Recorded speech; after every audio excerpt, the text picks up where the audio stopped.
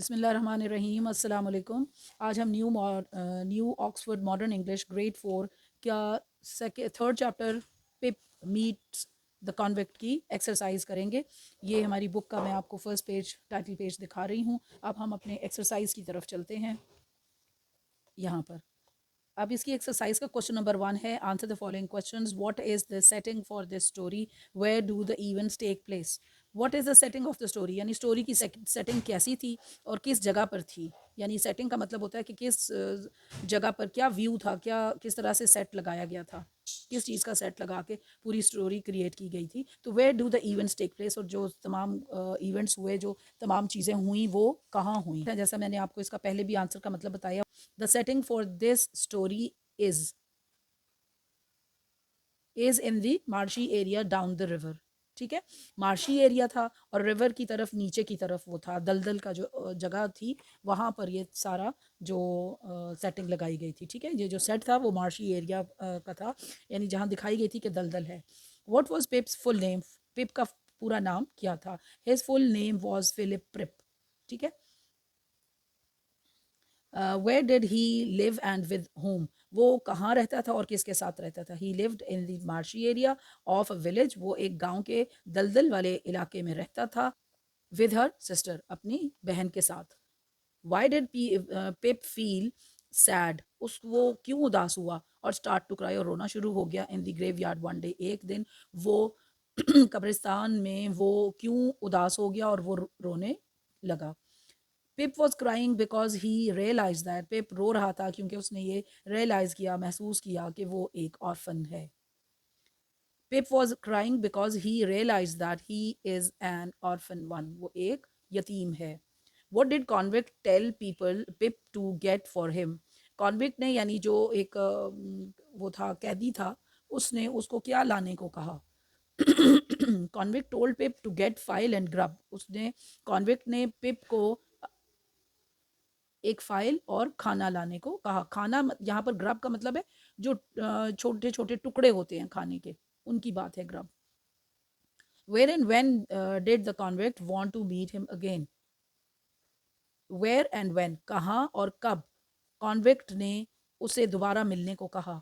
The convict wanted to meet him at battery early next morning, convict ने अगली सुबह को उसको किले पर मिलने के लिए कहा। What did the convict say and do to frighten Pip? Convict ने उसे डराने के लिए क्या कहा। Convict asked to bring file and grub for him, उसने उसको फाइल यानी वो रेती और टुकड़े, खाने के टुकड़े लाने को कहा। और टिल्टेड हिम, और उनको उसको दोहरा कर दिया, उसको मोड़ दिया। टर्नड हिम डाउन, और नीचे की तरफ उसको उसको दोहरा कर दिया। And dipped him many times, और नीचे की तरफ बहुत ही ज़्यादा डबोने के अंदाज में उसको बहुत दफ़ा नीचे की तरफ डबोया। हाउ डू वी नो, हमें ये कैसा पता चले that the convict was cold and hungry, हमें ये कैसे पता चले कि जो कैदी था वो बहुत, उसको सर्दी लग रही थी और वो भूखा था। We know that the convict was cold, हमें ये पता चलता है कि जो कॉन्विक्ट था वो बहुत ही ज़्यादा ठंड महसूस कर रहा था, क्योंकि हिज बॉडी वॉज शिवरिंग, उसकी बॉडी जो थी वो कांप रही थी। And he seem to be very hungry, और वो बहुत ज़्यादा भूखा लग रहा था। दैट्स वाई ही, क्योंकि वो, उसने जो ate the piece piece of bread ravenously, और वो जो ब्रेड यानी कि रोटी के जो टुकड़े थे, वो उसने उसको बहुत ही बुरी तरीके से, बहुत ही भूखे अंदाज में उनको खाया था। इसका नेक्स्ट क्वेश्चन की तरफ हम चलते हैं। एक्सरसाइज का आई क्वेश्चन है, यानी आयत पार्ट है इसका। The convict says that he is not alone, convict ने, कैदी ने कहा कि मैं अकेला नहीं हूँ। That he has a young man hiding with him, और एक नौजवान बंदा उसके साथ, उसके पीछे छुपा हुआ है, उसके पीछे छुपा हुआ है। Do you think this is true, आप क्या समझते हैं कि ये सही था, ये सही है। Why does he tell this to the Pip, उसने ये पिप को क्यों कहा। मेरे मुताबिक नो, नहीं। आई डोंट थिंक, मेरा नहीं ख्याल। So it is true, because ये सही है, क्योंकि no, he wanted to get the file and food for his survival, वो अपने ज़िंदा रहने के लिए, अपने लिए उससे वो रेती और खाना मंगवा रहा था। That's why he was squaring pip bye lying, और वो झूठ बोलकर पिप को डरा रहा था। The man jumped and made a short run.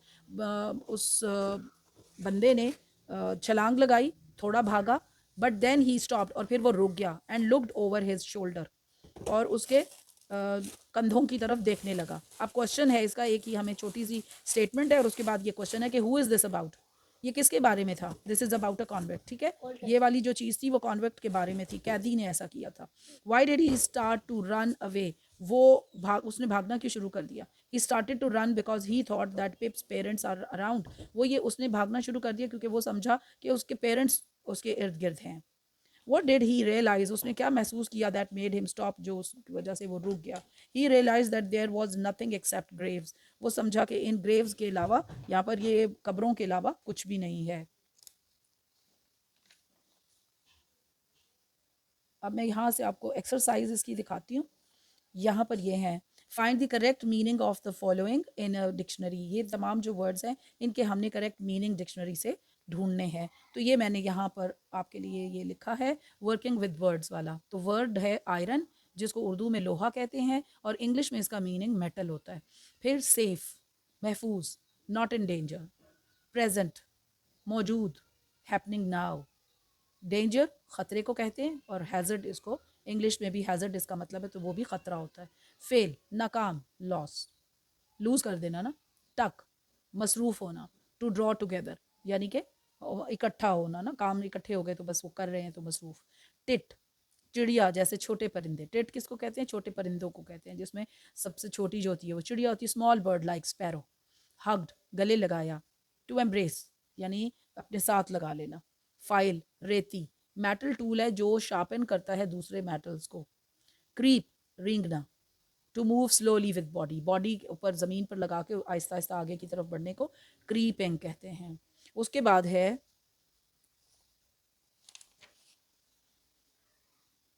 उसके बाद वर्ड्स दिए हुए हैं और इनको हमने, ये डिसऑर्डर वर्ड्स हैं, यानी कि इनका क्वेश्चन में पहले पढ़ती हूँ. The letters in the words below are jumbled. ठीक है, जम्बल्ड हुए हुए हैं, और उल्टे सीधा लफ्ज़ों को, उल्टे उनके लेटर्स को उल्टा सीधा लिखा हुआ है. वी कॉल दीज वर्ड्स, जो ऐसे होते हैं वर्ड्स, उनको हम एनाग्राम्स कहते हैं. ठीक है, तो मतलब कि डिसऑर्डर वर्ड होता है तो हम उसको सीधा करके लिखते हैं. जब वो डिसऑर्डरली, यानी कि उन एक लफ्ज़ के जो लेटर्स होते हैं उनको ऑर्डर उनका गलत लिखा हुआ हो, तो वो एनाग्राम्स होते हैं. ठीक है, तो फिर ये देखें, DAIS, तो मैंने ये लिखा, तो इसका क्या बनता है? सेड. थॉ, अब ये है what. Newt, went. Notes, stone. Main, name. While, live. Mites, times. Mars, arms. Life, file. Mess, cape. और dates, roasted. CS, hotel. Clothes, earth, heart. Most, T bone. Tom stone. ठीक है, उसके बाद ये है, underline the adjectives in the following. Once upon a time there lived a young girl. तो adjectives क्या हैं, मैंने आपको हमेशा पहले भी बताया, एक लंबी इस पर हुई है, एक वीडियो बनाई गई थी जिसमें एडजेक्टिव्स मैंने आपको बताए थे. तो एडजेक्टिव्स क्या होते हैं? वो वर्ड्स जिससे हमें किसी भी नाउन या प्रोनाउन को डिस्क्राइब किया जाता है, यानी उर्दू में मैं आपको बताती हूँ कि ऐसे अल्फाज जिनसे हमें किसी की अच्छाई या बुराई का पता चल जाए. For example, once upon a time there lived a young girl. तो यंग जो है इसमें क्वालिटी है कि द गर्ल इज़ यंग, तो एडजेक्टिव क्या हुआ? यंग. तो इसी तरीके से ये मैंने आपके लिए कर लिए हैं, वो मैं आपको यहाँ से दोबारा बता देती हूँ. Adjectives, underline the adjectives in the following. Once upon a time there lived a young girl. तो यंग अंडरलाइन हम करेंगे यहाँ पर. She went to good school. अच्छे स्कूल में. वो कहाँ जाती थी? अच्छे school. And had a clever teacher, और बड़ी होशियार टीचर थी, और उसकी बहुत होशियार टीचर थी. तो गुड हो गया और क्लेवर. ठीक है, स्कूल जो है ये एक नाउन है, टीचर नाउन है. ठीक है, उन दोनों को डिस्क्राइब कर रहा है एडजेक्टिव. एक लफ्ज़ जो उसके बारे में नाउन या प्रोनाउन के बारे में बता रहा होता है, तो वो टीचर के बारे में वो होशियार थी, और स्कूल के बारे में कि वो बड़ा गुड स्कूल था. तो ये हम इसको गुड और क्लेवर को अंडरलाइन करेंगे एडजेक्टिव के तौर पर. By mistake she brought her text book to class instead of the new one. वो गलती से अपनी टेक्स्ट बुक ले गई क्लास में, नई किताब ले जाने की बजाय. तो नई किताब जो है, ठीक है, ये न्यू, न्यू जो है वो क्वालिटी हमें पता चल रही कि उसने टेक्स्ट बुक एक बताई और दूसरी न्यू किताब उसने लेके जानी थी, लेकिन वो टेक्स्ट बुक ले गई. The forgetful girl. भूल जाने वाली लड़की, थॉट उसने सोचा कि teacher would shout at her in the loud voice, तो टीचर उसको ऊंची आवाज में डांटेगी, तो फॉरगेटफुल हो जाएगा और लाउड होगा इधर। बट द थॉटफुल टीचर, लेकिन जो एक सोच रखने वाला जो टीचर है, notice the poor girls expression, बेचारी लड़की के उन्होंने एक्सप्रेशन समझे। और जो थॉटफुल है यहाँ पर टीचर के बारे को डिस्क्राइब करता है थॉटफुल, और फिर गर्ल के बारे को जो डिस्क्राइब कर रहा है पुअर। तो हमने थॉटफुल और पुअर को अंडरलाइन किया। The teacher opened her metal cupboard, उन्होंने अपनी लोहे की कबर्ड यानी किसी भी धात की बनी हुई कबर्ड को खोला, विद शाइनी की, और बहुत ही चमकदार चमकदार चाबी के साथ। तो की को बताया, की नाउन है, की को शाइनी ने बताया, और इस तरह से क्या हो गया, शाइनी को अंडरलाइन कर दिया। और कबर्ड का क्या, हम उसके बारे में बताया गया, कबर्ड नाउन है, और हमने कबर्ड के बारे में बताया कि वो बैटल किया, तो हमने बैटल और शाइनी को अंडरलाइन कर लिया। You can borrow this spare copy, said the kind teacher, आप ये फालतू कॉपी आप ले सकते हैं, एक रहम दिल टीचर ने कहा। तो देखें, कॉपी को हमने डिस्क्राइब किया वो स्पेयर थी, यानी कि वो फालतू कॉपी थी, और टीचर को हमने डिस्क्राइब किया कि वो एक रहम दिल टीचर थी। तो इस तरीके से स्पेयर और काइंड को हमने एज एन एडजेक्टिव अंडरलाइन कर दिया। और इसके साथ हमारे ये एक्सरसाइज कंप्लीट हो जाती है, और इंशाल्लाह नेक्स्ट वीडियो में नेक्स्ट अपने लेसन के साथ, उसकी ट्रांसलेशन और उसके वर्ड्स मीनिंग के साथ हाजिर होंगी इंशाल्लाह। अपने मेरे इस चैनल को सब्सक्राइब भी करें, और कमेंट बॉक्स में कमेंट भी करें, और साथ आगे शेयर भी करें। Thank you very much.